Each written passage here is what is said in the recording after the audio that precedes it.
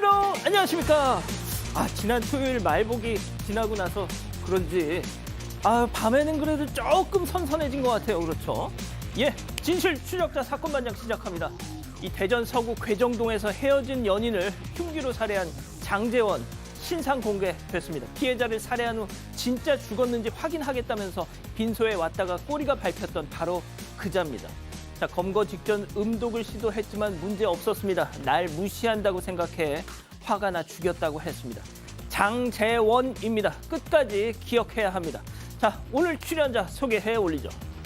자, 김하은 아나운서, 박지훈 변호사, 박상희 한국열린사이버대 교수, 양지열 변호사 나오셨습니다. 안녕하세요. 안녕하세요. 예, 사진가입니다. 자, 호주 시드니사입니다. 이곳 약국에 절도범들 사진이 붙어 있어요. 모자이크 따위는 없습니다. 한국에선 이거 소송감이죠? 여긴 그런 거 없어요 하신 최지영님.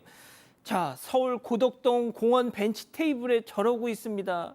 저 얼마 전 저기서 밥도 먹었는데 쌍종 내려 하신 이민아님. 자, 지난 5일 부산발 ITX 열차 화장실에서 어떤 사람이 담배를 피웠나 봐요. 화재 경보가 5분 동안 울리면서 열차가 그대로 멈췄습니다. 한심한인가나 하신 한종우님. 자, 인천 문학동입니다. 여기 완전 개똥밭이에요. 견주들이 산책시킬 줄만 알지 덩 치울 줄은 몰라요. 으이구 하신 최윤주님.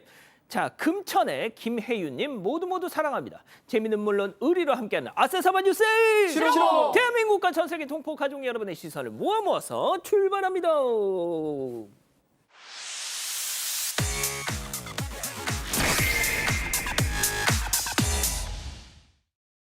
첫 번째 가볼까요? 경복궁 석축에 또 낙서. 바로 오늘이었습니다. 잊을만 하니까 또 이런 짓을 벌였어요. 설명 좀 해주시죠. 네, 또 낙서 바로 오늘이었습니다. 오늘 오전 8시 10분쯤 한 70대 남성이 경복궁 광화문 석축에 낙서를 하다가 현장에서 붙잡혔습니다. 남성은 오늘 아침 광화문 수문 교대식이 열릴 즈음 검은색 유성 매직펜으로 이 문 아랫부분 석축 기단부에 국민과 세계인에 드리는 글, 트럼프 대통령이라고 써 내려가다가 직원들의 제지를 받고 멈췄습니다. 낙서 크기가 꽤 되는데요. 가로 약 1.7m, 세로 0.3m 정도 됩니다. 국가유산청 관계자들에 따르면 이 낙서범은 서울에 사는 79살 79세 남성이고요. 경찰은 음주 정황은 없으며 낙서글을 쓴 배경도 아직 밝혀지지 않았다고 전했습니다. 자, 배경 아직 잘 모릅니다만 트럼프 대통령 어쩌고 한 거 보니까 반달리즘처럼 거창한 뜻이 있어서 저 짓을 한 것 같진 않은데 말이죠. 그냥 모르겠습니다. 자기 하고 싶은 말이 있었던 것 같긴 한데 사실 저기 광화문 경복궁 축제 낙서가 2023년에도 한번 있었죠. 그때는 10대들이 잡고 보니까 300만 원 주겠다라는 사람이 있어서 거기 넘어가서 낙서를 했었고 그때는 지우는데 무려 1억 3천만 원이나 들었습니다. 왜 지금 나오는데 그 2년 전이죠. 근데 지금 그렇게 크진 않아요. 그래서 조금 전에 국립고궁박물관의 유물 전문가분들이 이걸 다 제거를 했다라고 합니다. 예. 그리고 이거 이제 한 일주일 정도는 앞으로 지켜보겠다고 했고요. 관계 법령에 따라서 확실하게 제재를 하겠다. 특히 이제 혹시라도 비용이 발생할 경우에는 비용 청구할 수 있다라고 입장을 밝혔습니다. 좋습니다. 자, 다음 이어가죠. 선 세게 넘은 편파 중계입니다. 자, 가을 야구 진출을 놓고 각 프로야구 구단 치열한 승부가 이어지는 와중에 정말 터무니없는 방송 사고가 있었습니다. 해당 영상 만나보시죠. 자, 문보경 깜빡깜빡 눈을 깜빡거리면서 틱장애가 있는 우리 문보경. 잘못하면 큰일 나요.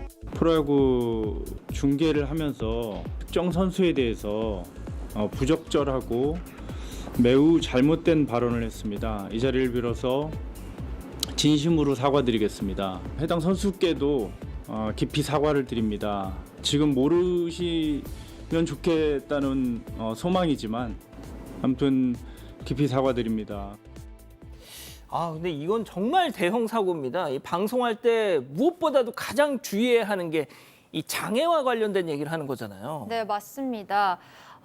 참 지난 9일에 발생한 일인데요. 그제 TJB 대전 방송에서 TJB 프로야구 입중계라는 제목으로 서울 잠실야구장에서 열린 한화이글스와 LG 트윈스의 경기를 생중계를 했습니다. LG의 문보경 선수가 타석에 나서서 고개를 흔드는 행동을 취했는데요. 진행자였던 이지환 국장이 이 선수의 이름을 언급을 하면서 아까 들으신 것처럼 자, 깜빡깜빡 눈을 깜빡거리면서 틱장애가 있는 우리 문보경 이런 발언을 했습니다. 문보경 선수는 어렸을 때 헬멧이 커서 고개를 흔들어 헬멧을 맞추는 습관이 생겼다고 하는데요. 이 한쪽 팀을 응원하는 편파 방송, 이 편파 중계 방송 성격상 편한 분위기에서 진행이 되는 건 맞지만 이렇게 선수의 습관적인 행동을 비하하는 발언이 나오자 함께 방송을 하던 여성 진행자와 다른 해설위원도 이 당황한 기색을 감추지 못했습니다. 이 해설위원이 이 야구팀 잘못 건드리면 큰일 난다. 아까 경고하시는 거 보였죠. 좀 분위기를 수습하려고 했지만 이미 이 발언에 대해서 논란이 커졌고 선수와 장애인을 비하했다라는 비판이 쏟아지고 있습니다. 야, 프로야구 에이전트로 활약하고 있는 우리 박지훈 변호사님이 한 말씀 해주셔야 될 것 같은데? 뭐 지금 에이전트도 하고 있지만 실제로 편파 중계를 또 한 적이 좀 있습니다. 짧게 하긴 했었는데 편파 중계이기 때문에 1등, 2등 싸움이에요. LG 하나 지금 아주 대립하고 있고 막 그러다 보니까 막 질까 봐 아주 그 편들다 하다 보니까 조금 오버를 한 것 같습니다. 장애 얘기를 할 수는 없는 거거든요. 본인도 아마 하고 나서 옆에 여 아나운서가 말렸는데 불구하고 어쨌든 간에 심각한 발언을 한 거고요. 이게 지금 사과도 조금 납득하기 어렵게 뭐 못 들었으면 다행이지만 이렇게 또 얘기했던 그 부분. 부분도 조금 논란이 될 것 같아요.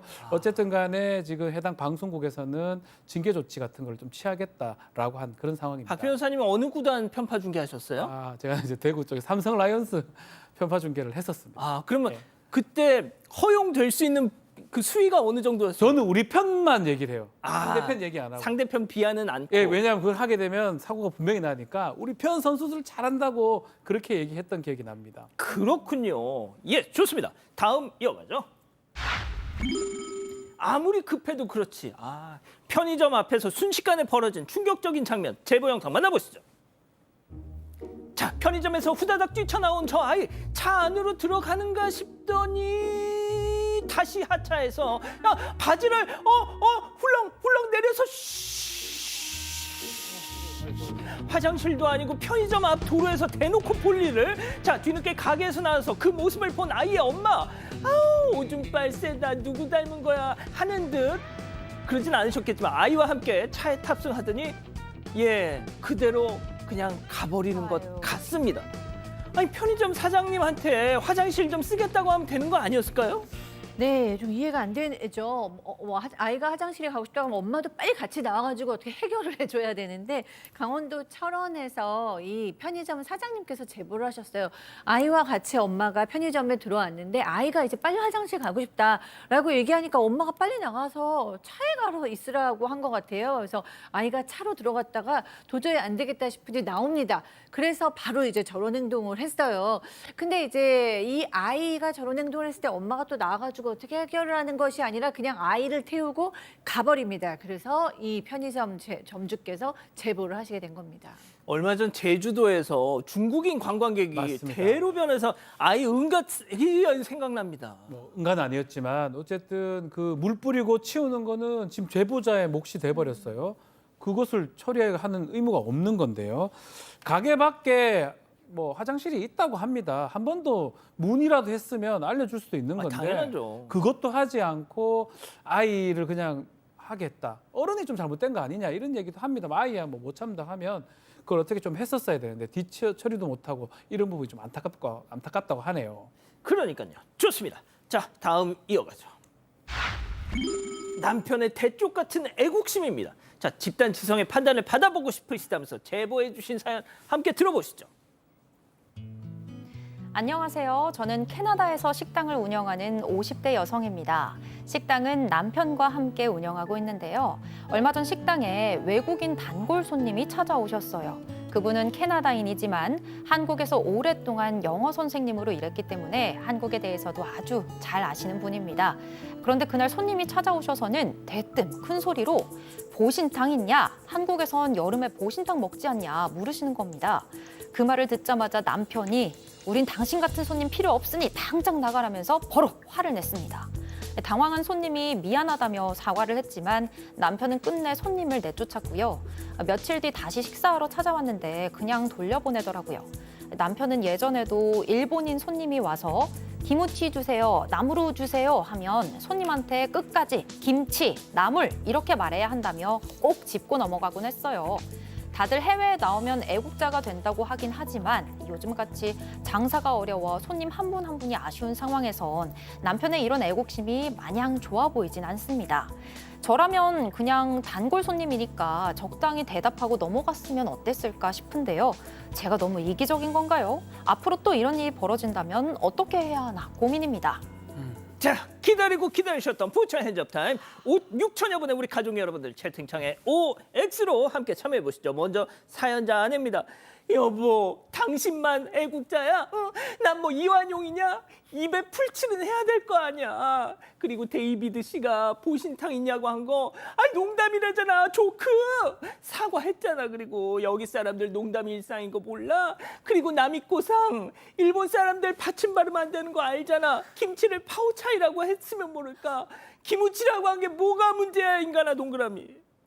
아, 양 변호사님 감사합니다. 자, 다음 남편이에요. 이 여편 내가 정말 듣자니까. 야, 우리가 돈이 없지 자존심이 없어. 그리고 저 데이비든가 뭔가 저 인간 개고기 얘기하면서 은근히 한국 사람들 눈 아래로 깔고 보는 거 아니야. 당신 눈에는 그게 안 보여. 그리고 캐나다에서 살 정도 되는 일본인이면 받침발은 못할 것도 없어요. X입니다.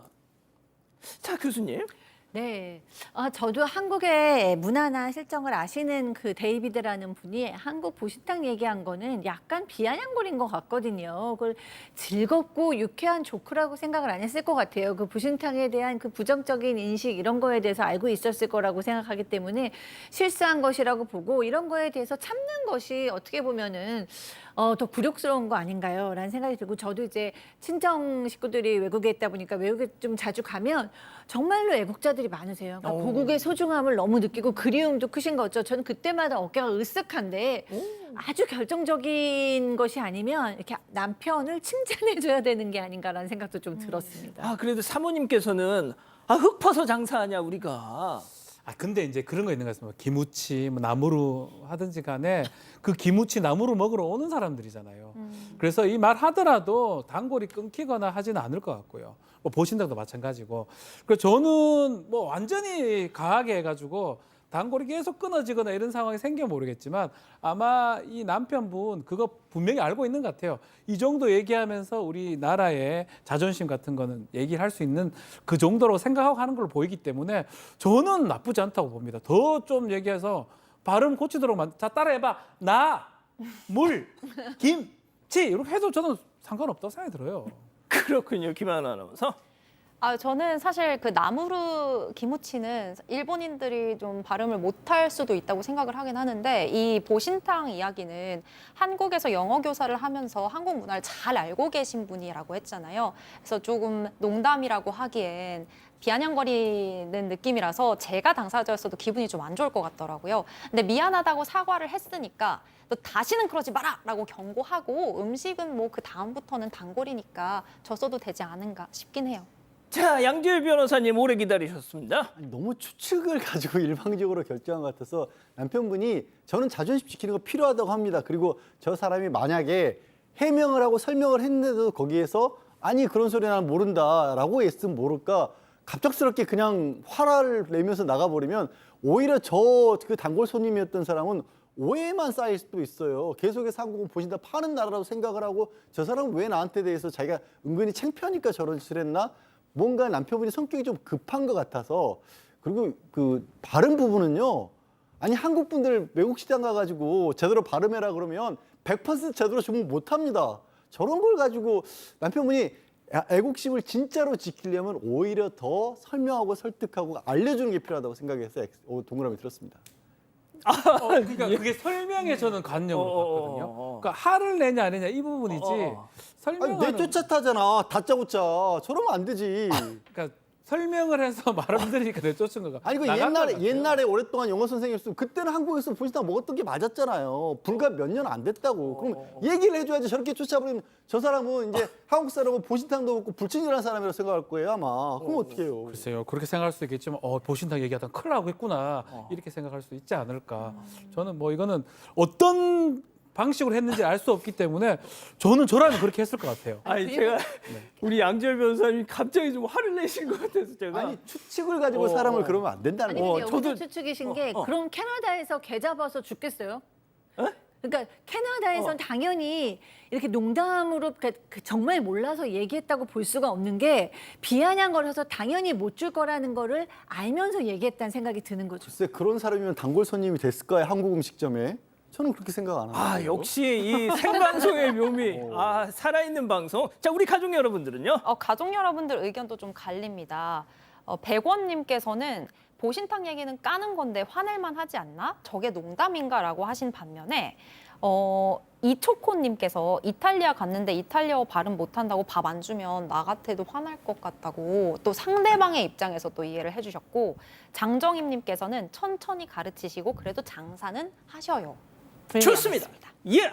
자 제보 메일, 제보 카톡 많이 연락 주시고요. 잠시 후 돌아옵니다. 채널 고정 리모컨 톤터치. 예.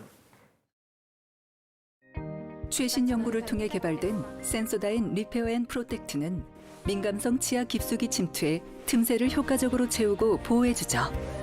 센소다인 리페어 앤 프로텍트만의 차이를 경험해보세요. 센소다인. 다들 모였지? 어젯밤 하나 남은 내 뉴케어가 없어졌어. 그걸 누가 건드려? 너 네가 먹었지? 나 운동하고 사 먹었어. 저희 같이 마셨어요. 우리 범인 아니야. 난 우리 딸 거 마이키즈 맘만 맞는데? 다들 아니잖아. 자기가 잘못 알았겠지. 가족이 먹는 게 아까워. 분명 하나 있었는데. 아, 요즘 좀 똑똑해진 것 같단 말이지. 당신 그렇게 안 봤는데 무서운 사람이다. 생애 주기에 맞춘 균형 잡힌 영양 설계로 아이부터 어른까지 온 가족의 영양을 채우다.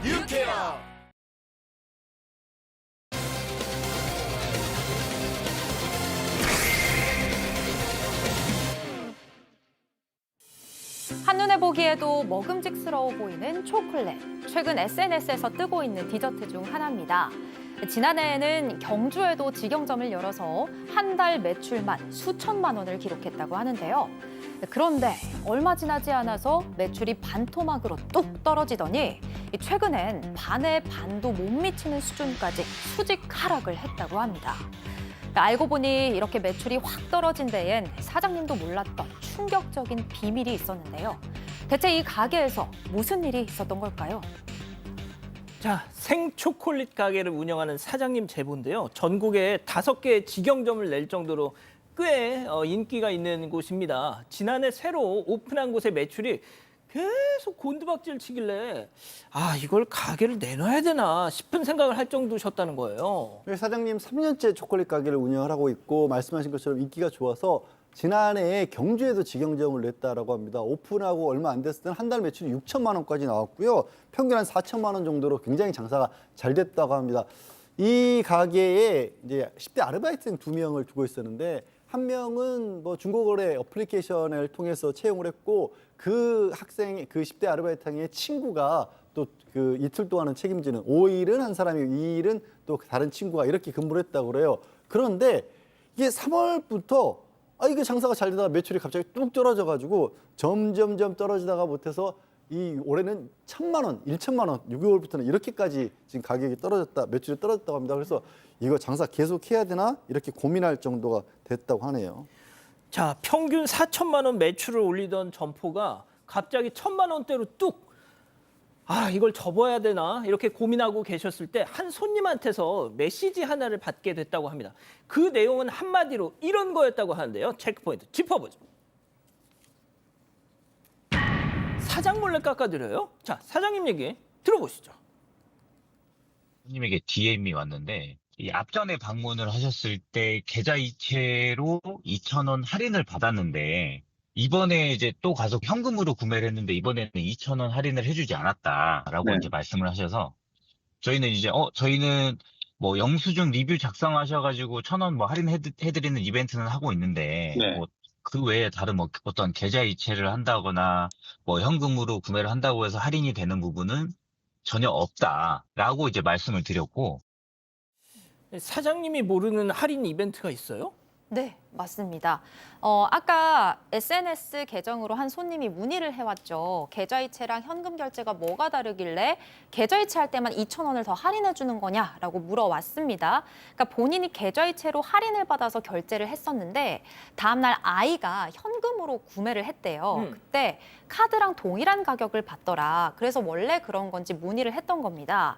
그래서 사장님이 현금이랑 카드 둘 다 가격이 같고 영수증 리뷰를 하면 1,000원을 할인해드리고 있다라고 설명을 했더니 손님이 아니다. 계좌이체로 2,000원 분명히 할인 받았다면서 이체 내역을 사진을 찍어서 보내주신 겁니다. 그런데 이체 내역에 아주 낯이 익은 이름이 있었습니다. 바로 알바생의 이름이었는데요. 사장님은 알바생이 본인 계좌로 돈을 받은 것 같다. 이렇게 손님한테 말씀을 드렸고 손님이 깜짝 놀라면서 다른 날도 혹시 모르니까 확인을 해보셔라. 이렇게 걱정을 하면서 조언을 해주셨다고 합니다. 아니 그 계좌이체 그 계좌 주에 이름이 알바 이름이에요? 맞아요. 그럼 CCTV 확인해 봐야죠. 그래서 CCTV를 확인해 보니까 알바생 2명입니다. A 알바생은 처음에 이제 팔면서 뭔가 안내판을 하나 보여주는 모습이 보여요. 그래서 손님한테 보여주자 손님들은 그것을 이제 보자마자 휴대전화로 뭔가를 열심히 입력하기 시작했다고 예, 하고요. 그 이후에 휴대전화 화면을 보여주고 물건을 받아갔고 손님이 떠나자 알바생은 또 그 안내판을 또 뒤로 숨기는 모습이 그러네요. 보입니다. 자, 알바생 한 명 더 있다 그랬잖아요. 예. 두 번째 알바생도 이 과정을 계속 반복했는데 요거는 하나가 포착이 좀 됩니다. 계속 하다가 계산대 뒤에 올려둔 알바생 휴대전화가 딱 켜졌는데 보니까 세상에. 입금 내역이 알림 문자로 오는 모습입니다. 세상에. 자 보여주고 입금했어요. 보여주는데 아니, 그러니까 동시에 이렇게 떠버립니다. 깜빡. 자, 이제 손님이 말한 대로 계좌이체 와우. 할인을 안내를 해주고 돈을 알바생 명의의 계좌로 그대로 받는 모습이 CCTV에 그대로 포착이 됐습니다. 막 그럼에도 불구하고 정확하게 좀 확인을 해야 되니까 사장님은 지인하고 같이 한번 이것을 좀 해보기로 한 겁니다. 와, 저 방금 소름 돋았어요. 자, 알바생들은 이 사장님, 제보자분의 얼굴을 아니까 사장님이 지인을 데리고 가서 직접 초콜릿을 구매해 보기로 한 겁니다. 뭐 일종의 언더커버 보스 뭐 이런 거죠. 자, 알바생 2명이 일하는 날이 달라서 둘 다 확인해 봤다고 하는데요. 당시 사장님이 보디캠으로 촬영한 영상 직접 만나보시죠. 안녕하세요. 피스타치오 카카오 인절미 이렇게. 응? 아 이거 계좌이체 하면 여기서 또 할인해줘요? 네. 그럼 저 계좌이체 할게. 내가 누군지 알아? 이거 한번 들어볼래? 여기 네 계좌번호가 적혀 있는데. 이거 제가 2,000원 떼고 받아가지고. 어? 2,000원 떼고 받아가지고. 그걸 왜 너가 2,000원 떼고 받냐고. 와, 교수님.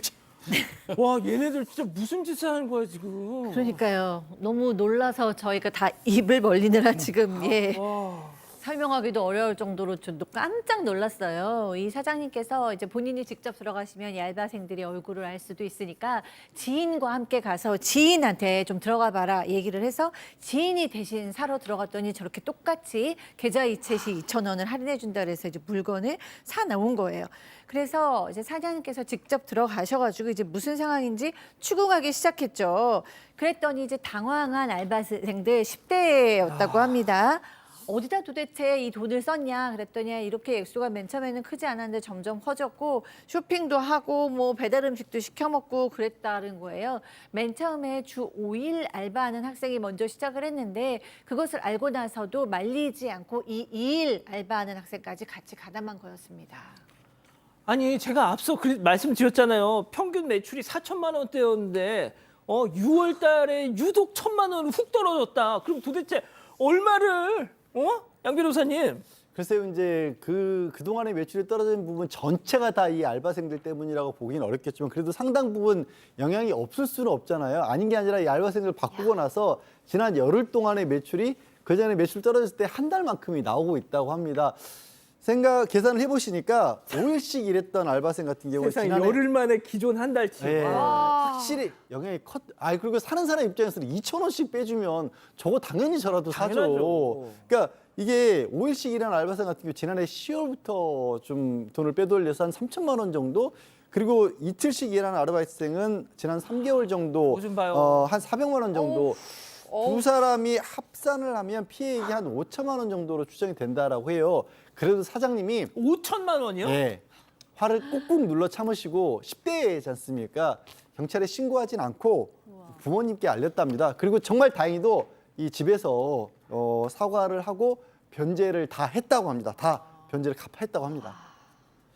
박 변호사님, 네. 이건 뭐 10대고 변제를 했고 사과를 했고 이걸 떠나서 저는 솔직히 이건 애들이 이게 어리니까 뭐 이런 건 아닌 것 같아요. 뭐 촉법 이것도 아니에요. 네. 나이도 좀 있을 뿐더러 횡령죄가 뭐 반드시 성립하는 상황이에요. 범죄가 됩니다. 그렇지만 사장님이 이제 변제를 받은 것도 있고 이제 그런 부분도 있는 것 같아요. 본인이 직영 매점 해놓고 아르바이트생한테 그냥 단순히 맡겨두고 신경 못 쓴 부분도 있다라는 거입니다. 그렇기 때문에 근데 그건 뭐 문제가 그렇죠. 아니잖아요. 근데 변제를 했기 때문에 또 부모님하고 사과를 했기 때문에 경찰 신고는 안 하기로 했다고 합니다. 믿은 사람이 죄는 아니지 않습니까? 그러니까요. 예. 아마 사장님이 아마 이 학생들 미성년자 뭐 미성년자 아니지만 이 젊은 사람들을 아르바이트생을 10대 알바들을 배려를 아마 조금은 한 것 같습니다. 근데 이제 이게 제보를 한 이유는 그거예요. 자영업자들 비슷한 업을 하는 자영업자들이 있습니다. 모든 영업을 아르바이트생한테 전적으로 다 맡겨두면 이런 문제 발생할 수 있으니까 그거 참고하시라고 이렇게 제보를 한 것이라고 합니다. 양 변호사님 이거 모르겠어요. 저는 사장님이 정말 너무너무 마음씨 고우신데 저는 저 같았으면 글쎄요, 근데 저는 개인적으로 비슷한 사건들을 몇 차례 경험을 했습니다. 그리고 중재를 해서 고소까지 안 갔던 경우들이 대부분 있었어요. 그러니까 아까 박 변호사 얘기한 것처럼 그냥만 맡기면 사람이 그냥 눈에 그런 거 있잖아요. 좀 물욕이 생길 수밖에 없다는 얘기도 있지 않습니까? 요즘 온라인 시대라다 보니까 사장님들이 생각지도 못한 방법들로 문제가 생기는 거 왕왕 있으니까요. 어떻게 하겠습니까? 사장님들이 100% 믿을 수만은 없다라는 걸 또 생각하셔야겠네요. 자, 정말 놀랍습니다. 첫 번째 사건 마무리하고요. 두 번째 사건 이어갑니다.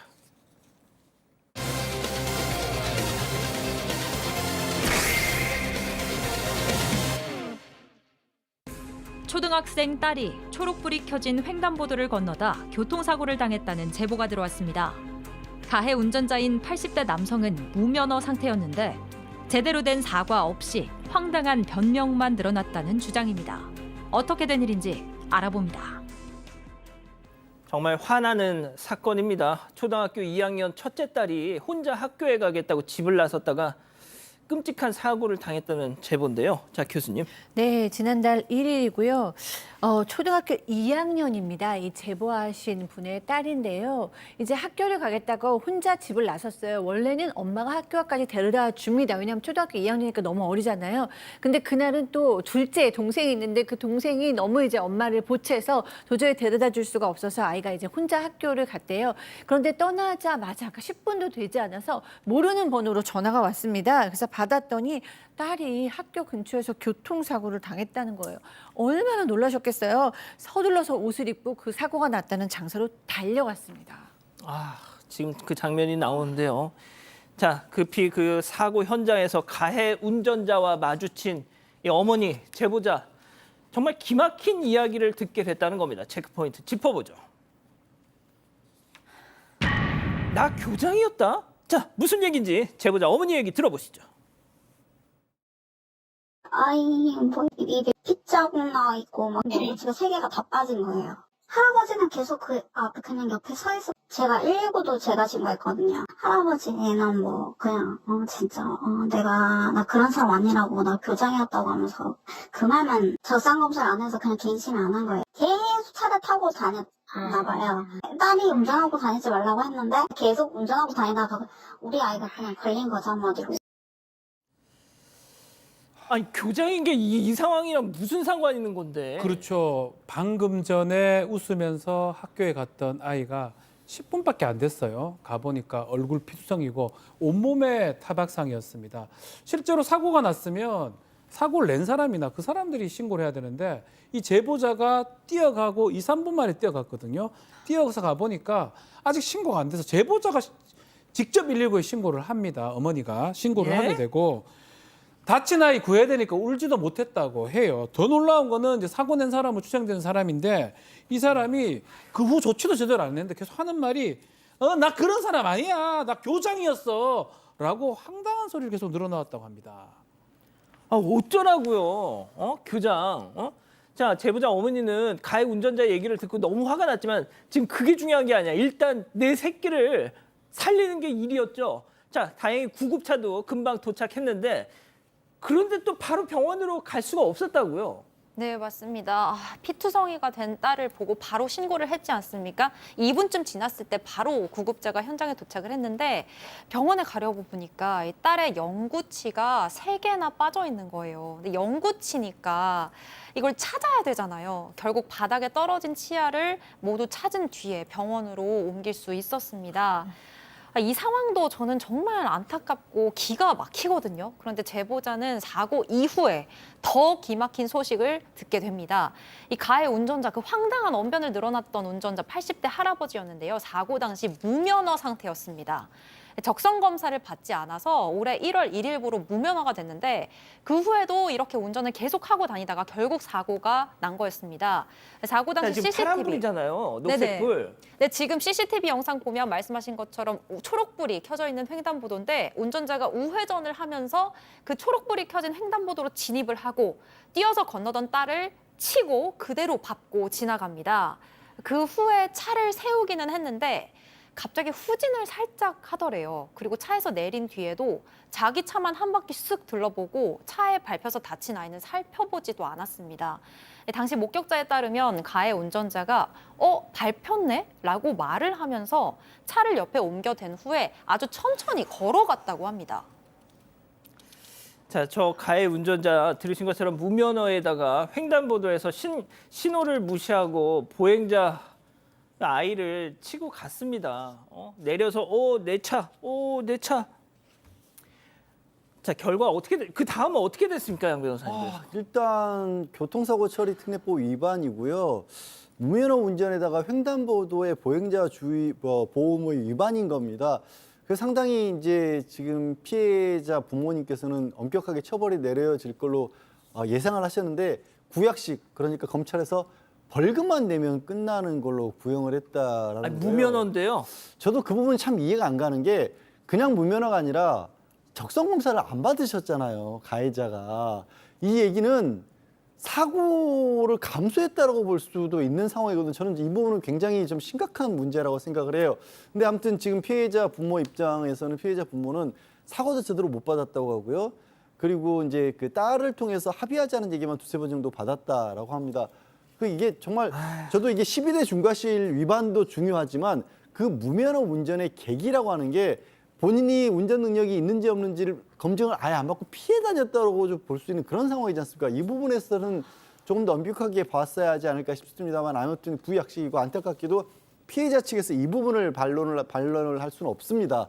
대신에 이제 민사소송을 제기를 하겠다고 했고 아이의 다친 피로비라든가 이제 정신적 피해에 관한 부분 이런 데 대한 손해배상 청구를 할 것으로 보입니다.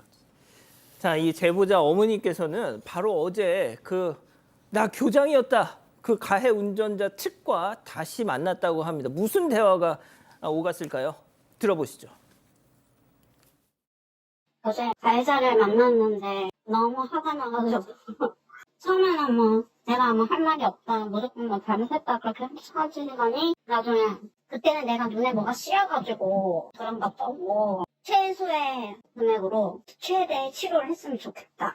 이렇게 말씀하시더라고요. 이 사고는 내가 아니어도 더 큰 차에 치일 수도 있다고 그 얘기를 하는 거예요.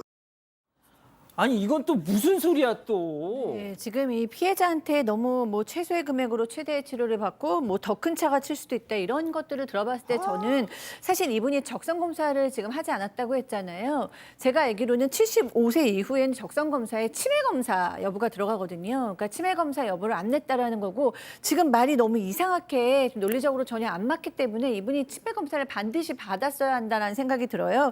맨 처음에는 80평생 살면서 이런 일은 처음이다라고 무조건 잘못했다 용서해달라 그렇게 싹싹 빌기는 했다고 합니다. 그러니까 이 부부께서 죄송하다는 말은 우리 딸한테 직접 얘기해달라. 아마 그 딸이 트라우마로 남을까 봐 사과를 받게 해주고 싶으셨던 게 아닐까 싶었는데 그래서 이제 딸까지 해서 만났어요. 그래서 1시간가량을 얘기하는데 그 얘기 중에 너무 이상한 말이 맞는 겁니다. 뭐 그날은 내가 운이 나빴다. 뭐에 쉬었다. 막 얘기를 하면서 내 운이 그 정도밖에 안 된다. 이런 얘기도 하고 살면서 좋은 일만 있는 건 아니다. 더 큰 일을 당할 수 있다. 뭐 이런 얘기를 했다고 합니다. 듣던 부부께서 이제 그런 얘기는 하시지 말라 그러고 심지어 그 딸조차 그만 말하라고 할 정도였다고 합니다. 아니 최소 금액으로 최대 치료를 했으면 좋겠다 이 얘기는 그냥 싸게 합의합시다라는 얘기잖아요. 아주 납득할 수 없는 합의 장소여서 납득할 수 없는 얘기를 했는데 실제로 부상이 심각합니다. 입안이 찢어지고 입 주변 턱 아래 봉합 수술을 다 했었고요. 아유. 그래서 배하고 팔다리에도 외상을 입어가지고 다 성형외과에서 흉터 치료를 받고 있는 그런 아유. 상황입니다. 연구치 3개도 지금 빠져 있죠. 이거는 성인이 돼야지만이 가능한 상황이고 지금 보세요. 아이. 뭐 먹을 수가 없어요. 이게 앞으로 얼마나 어쩌면 많은 좋아, 진짜. 치료 과정이 남았는지 알 수가 없는데 지금 벌써 벌금밖에 안 됩니다. 솜방망이 처벌이 아닌지 너무 억울하다고 합니다. 파란불이었어요. 우회전이면 사실은 이제는 한번 무조건 일시정지하고 가야 되는데 본인이 그걸 지키지 않았고 더더군다나 무면허 운전이기 때문에 당연히 문제된다고 하는데 요 장소가 왕복 6차선 도로인데 예전에도 이렇게 사고가 많이 날 뻔했다고 합니다. 또 시청에 조치 좀 취해달라 너무 안 보이지 않냐 얘기를 했는데 아직까지도 좀 조치가 안 되고 있고요. 특히 이 사거리에 CCTV가 제대로 설치가 안 돼 있습니다. 그러다 보니까 사고가 좀 반복된 거 아닌가 이렇게 생각을 하고 있습니다. 살면서 다 좋은 일만 있는 건 아니다라는 얘기를 왜 당신이 하시냐고요. 예? 자, 두 번째 마무리하고요. 별별 상담소 이어갑니다.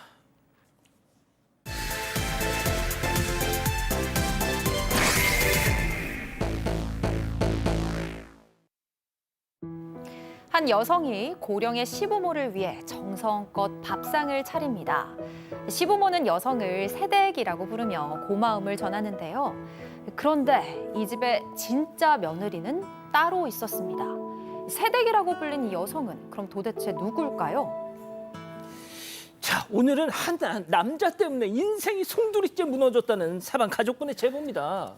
일단 제보자분 60대 여성이고요. 남편이 한때 학교에서 음악 선생님이었는데 나 학교 생활 내 길이 아니야 이러고 학교를 그만두고 나와서 카페도 운영하고 음악 활동하고 그렇게 좀 자유롭게 살았던 모양입니다. 그러다가 10년 전에 심지어 남편이 난 뭐 누구랑 부대끼는 거 사는 거 싫다 이러면서 집도 나갔다 그래요. 근데 그렇다 해도 한 달에 한두 번 정도는 집에서 들고 또 아들하고도 잘 지냈다고 해요. 근데 제보자분은 워낙 특이한 사람이니까 하면서 그냥 좀 맞춰주려고 나이도 있고 하니까 그렇게 지냈다고 합니다. 자, 그러다 얼마 전 한밤중에 걸려온 전화 한 통. 디디디디디디. 네, 밤 12시에 제보자가 잠을 자는데 모르는 번호로 전화가 걸려옵니다. 최근 들어서 이 모르는 번호로 제보자에게 전화가 좀 자주 왔었는데요. 받으려고 하면 끊기고 또 다시 걸어도 받지를 않길래 그냥 넘기다가 이때 딱 12시에 제보자가 잠잘 때 전화 왔을 때 받았어요. 술에 취한 한 여성이 대뜸 당신 참 어리석다. 남편도 없는데 잠이 오냐? 라면서 쏘아붙이더랍니다. 잘못 걸린 건가 싶어서 제보자가 전화를 끊으려고 하니까 이 여성이 이렇게 이야기를 합니다. 당신 남편 때문에 미치겠다. 여자 문제로 내 속을 너무 썩인다. 아주 당황스럽고 충격적인 말을 남기고는 일방적으로 전화를 끊더랍니다.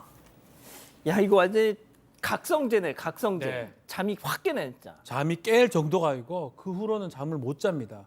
계속 연락을 취해봤지만 받지 않고요. 꼬박꼬박 세워서 계속 연락을 하다가 아침 정도에 이제 전화가 됩니다. 그래서 어디서 만나자고 약속을 해서 그 결국은 전화한 여자랑. 예, 나중에는 만나게 돼가지고 그 장소에 가서 그 여자를 만나게 되는데 보자마자 깜짝 놀랄 얘기를 합니다. 어떤요? 내가 당신 남편하고 13년째 불륜을 하고 있다라고 얘기를 합니다. 더 놀라운 얘기는 나 말고도 불륜녀가 2명 더 있다라고 얘기를 하고요. 근데 그 불륜녀 2명이 나를 너무 괴롭히기 때문에 너무 화가 나서 당신한테 전화를 건 것이다. 이렇게 얘기를 한 것입니다. 남편이 웃으면 안 되는데 바람난 여자가 별이 3개, 무려 3명이었습니다. 도대체 어떻게 된 일인지 제보자 얘기 들어보시죠. 본부인인 것 같이 그래갖고 빌었어요. 잘못했다고. 빌고 뭐 어쩌고저쩌고 근데 끝판에 나도 같은 처지다. 이랬대요. 이제 거기서 빡친 거죠. 옛날에 첩이 첩골 못 본대잖아요. 와, 저 진짜 이런 사연은 정말 처음. 자, 그러니까 남편과 10년 바람핀 여자가 13년 바람난 여자한테 야, 너 내 남편 만나지 마. 그러니까 10호가 13호한테 지금 본처 행세를 한 거예요. 그러니까요. 뭐 이게 뭐 수학 문제도 아니고 쉽지 않습니다. 이 3명의 상간녀는 그러니까 제보하신 부인 빼고도요. 13년 된 여자, 10년 된 여자, 3년 된 여자인 거예요. 그런데 이 두 번째 10년 된 여자가 13년 된 여자한테 찾아와서 도리어 뭐 본부인인 척하면서 상간자 소송을 하겠다 막 이런 식으로까지 협박을 했습니다. 그래서 이 13년 된 여자가 10년 된 여자 앞에서 무릎을 꿇고 싹싹 빌었어요. 그런데 나중에 무슨 일이 있다가 술이 취해서 이 10년 된 여자가 말 실수했는데 사실은 나도 당신과 같은 처지다. 이렇게 얘기를 해서 사실은 이제 이 진실이 드러난 거예요. 근데 그렇게 얘기하면서 이 10년 된 여자가 나중에는 3년 된 여자까지 꼬셔서 둘이서 팀이 돼가지고 나를 괴롭혀서 내가 살 수가 없다. 이렇게 얘기를 한 거예요. 그래서 이 13년 된 여자가 끙끙할 때가 도저히 안 되겠다. 본부인한테 얘기하자라고 얘기해서 제보자께 얘기를 한 겁니다. 자, 이게 13호, 10호, 10호, 3호라고 그냥 얘기하게. 자, 그런데 다 3명 다 같은 상간녀들이에요. 그런데 어떻게 그 10호 그 사람은 본부인 행세를 할 수 있었던 걸까요? 제보자 얘기 들어보시죠. 하도 답답해서 안 헤어지니까 상간 소송 때문에 알아봤더니 진짜 쇼킹하다고 여행도 같이 가고 시어머니랑 뭐 찍은 사진도 있고 시집 식구들이랑 그 여자랑 진짜 며느리처럼 살았어요. 시어머니 시누이고 새댁이라고 부르더라고. 아니 어떻게 새댁이라고 불렸다고요? 상간녀가? 네, 이게 참 가능한 일인가 싶은데요. 이 남편과 10년을 만난 10호 상간녀 무려 1년 반 전부터 제보자의 집에, 그러니까 시댁에 살면서 행사, 여행 다 따라다녔다고 합니다. 그러니까 시부모랑 시형제들이 모두 그 여자를 새댁이라고 부르고 있었던 거예요. 오죽하면 다른 상간녀들이 저 여자가 본부인인가 보다 하고 속았겠습니까? 제보자도 이 사실이 도무지 믿기지가 않았대요. 그러니까 시부모랑 한 달에 한 번씩 통화도 하고 명절마다 찾아가는데 어떻게 이게 가능한 건가 싶더랍니다. 그래서 제보자가 시어머니를 찾아가서 직접 따져 묻습니다. 따져야지.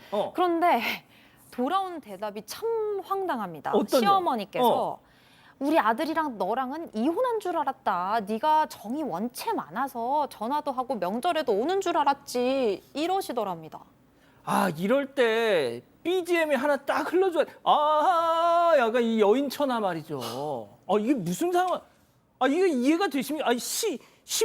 시가도 한 통소가 아니에요, 이거? 저는 믿어지지가 않아요. 왜냐하면 명절에는 그러면 이혼하고 새로 이렇게 결혼을 다시 했으면 그 명절에 두 사람이 집에 와서 부딪혀야 됐을 거 아니에요.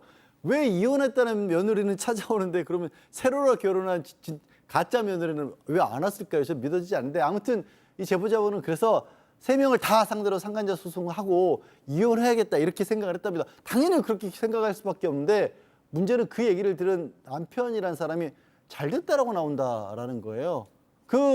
재산 분할해가지고 그 당신 명의로 된 집 팔아가지고 절반 받으면 위자료 줘야겠다 나머지 3명한테 이렇게 나오니까 재산 분할은 사실 결혼이 잘했냐 못했느냐하고 상관없이 또 무조건 일정 부분 나눠줘야 되는 부분도 있거든요. 그러니까 정말 이러지도 못하고 정말 고민만 하고 있는 그런 상황입니다. 야, 이 남편이라는 사람 진짜 이거 그냥 이상하네 이거. 그렇죠. 결국은 이제 상간자가 3명으로 봐야 됩니다. 3명으로 봐야 되기 때문에 10호, 13호, 3호 이 세 사람이 정말 이 남편이 부정행위를 하는 걸 뭐 유부남인 걸 알았다고 하면 다 상간 위자료 소송이 가능합니다. 뭐 할 수도 있고요. 아마 10호 10년 됐던 이 사람이 가장 이제 뭐 크지 않을까. 더 나아가서 시댁도 지금 문제가 있거든요. 아, 문제 있어. 시댁 상대로도 아마 손해배상 청구가 좀 가능하지 않을까 이렇게 생각이 들고, 다만 재산 분할은 어느 정도 그렇다고 하더라도 뭐 일정 부분 줄 수밖에 없는 상황이고요. 또 남편의 어떤 불륜, 부정행위를 이렇게 막을 수 있는 방법은 뭐 남편이 계속 한다면 뭐 막을 방법은 사실 없습니다. 아, 지금 박상희 교수님이 계속 뭘 적고 계셔.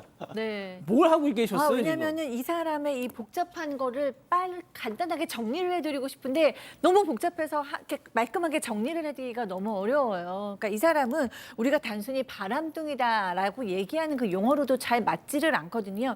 기본적으로 자기 구조를 타인의 관계에서 지탱을 하는 사람처럼 보입니다. 일종의 관계 중독자들처럼요. 왜냐면은 이 지금 상간녀들과의 관계가 다 10년 이상씩 막 가고 있고요. 게다가 구조적이고 헤어지지도 않아요. 그래서 너무나 이제 좀 병적이기 때문에 이제 이 관계가 또 끝나면 또 다른 관계 4호, 5호도 올 수 있는 그런 사람입니다. 그런데 이제 안타깝게도 박 변호사님 얘기하신 대로 이 사람을 막을 방법도 별로 없는 것 같아요. 왜냐하면 이 사람은 타인의 고통에 별로 민감하지 않을 것 같고 이 윤리의식 법도시 이런 것도 없기 때문에 본인의 뭐 즐거움이나 쾌락이나 이득이 고통보다 훨씬 클 것 같습니다. 게다가 이 시댁도 기본적으로 너무 문제가 심하고 조장하는 시댁이기 때문에 이 관계를 이어나가서 얻으실 수 있는 건 없는 것 같습니다. 그러니까요. 우리 가족 여러분들 지금 막 엄청 쇼크 받으셨어요. 지금 굉장히 반응이 뜨거운데요. YYYYY님께서는 동물의 왕국인가라고 해주셨고, 동백꽃님께서 옛말에 첩이 첩골 못 본다는 말 정말 하나도 틀리지 않았다고 말씀해 주셨습니다. 야, 진짜 뭐 이런 제보는 정말. 자, 별별 상담소 이렇게 마무리하고요. 글로벌 픽 이어갑니다.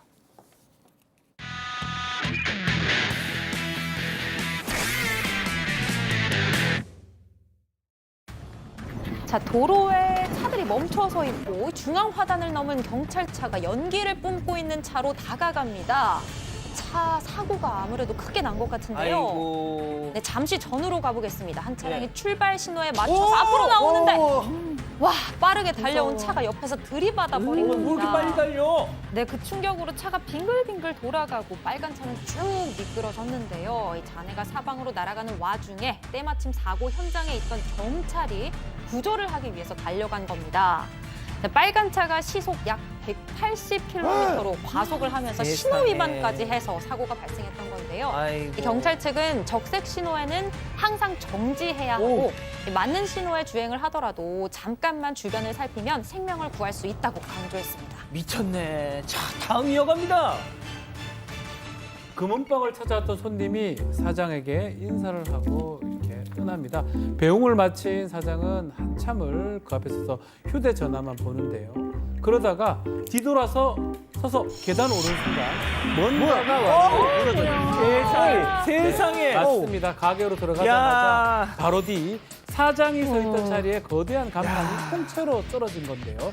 사장은 간발의 차로 피하고 그 자리에 세워져 있던 스쿠터들만 넘어졌습니다. 기적이다. 기적입니다. 간판이 오래된 거라서 하필 그때 딱 떨어진 것 같다고 하는데요. 가게 간판도 떨어지고 전기 스쿠터까지 망가져 버렸지만 아무도 다치지 않은 게 정말 다행입니다. 양 변호사님 딱 한마디. 큰일 날 뻔했습니다, 진짜. 아유, 안 웃겼어. 자, 다음 이어갑니다. 출발 신호에 맞춰서 사람들이 우르르 달리기 시작합니다. 8km 마라톤 대회가 열린 건데요. 근데 선두를 달리는 저 남성 어딘가 좀 이상합니다. 뭐? 달리는 폼도 좀 어설프고 다른 사람들에게 다 있는 번호표 같은 게 보이지 않습니다. 심지어 맨발에 슬리퍼를 신었어요. 슬리퍼요? 네, 저대로 무려 8km 코스를 무사히 완주한 저 남성. 사실 정식 등록된 참가자가 아니라 만취한 노숙인이었어요. 알코올 중독자였던 이 남성 우연히 마라톤 대회가 열린 것을 보고 숙취를 극복해야겠다 이런 생각에 무작정 달리기 시작했다고 하는데요.